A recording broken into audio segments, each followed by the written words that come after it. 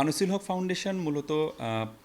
স্যারের যে উদ্যোগগুলো, স্যারের যে ভাবনাগুলো সেগুলোকেই ধারণ করছে এবং আহ, তারই সেই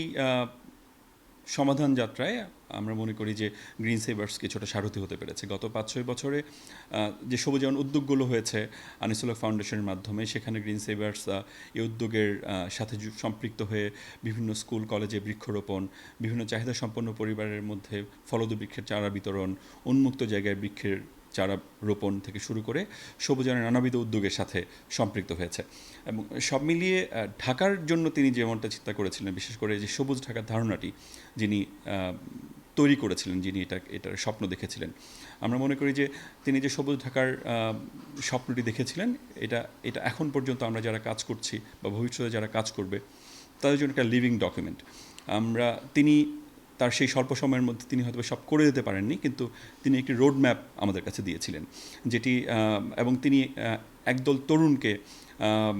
সব মানুষকে সাথে নিয়ে তিনি সমাধান যাত্রা খুঁজেছিলেন। তিনি এই সমাধান যাত্রায় শিল্পীকে সংযুক্ত করেছিলেন, গাছের জন্য যেমন মালিকে সংযুক্ত করেছিলেন, একইভাবে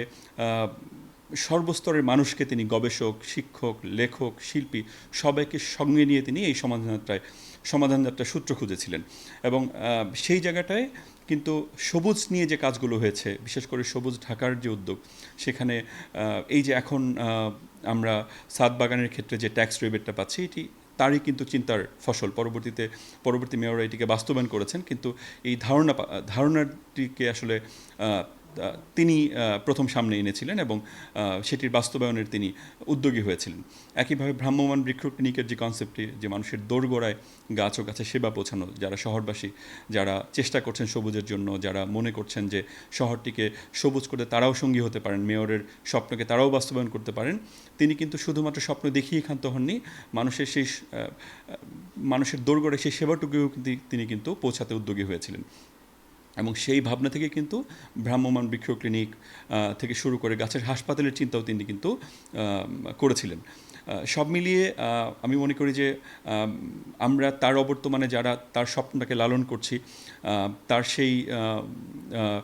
ধারণাটিকে আমরা ধারণ করছি, তারা বিভিন্নভাবে কাজ করছি মূলত তার স্বপ্নটিকে বাঁচিয়ে রাখতেই। আমরা যখন একটা বীজ বপন করছি, একটা চারা রোপণ করছি, তখন আমরা মনে করছি যে সেই গাছ যখন বড় হচ্ছে, সেই গাছটি আসলে আনিসুল হকের সেই স্বপ্নটিকেই আসলে বড় করছে।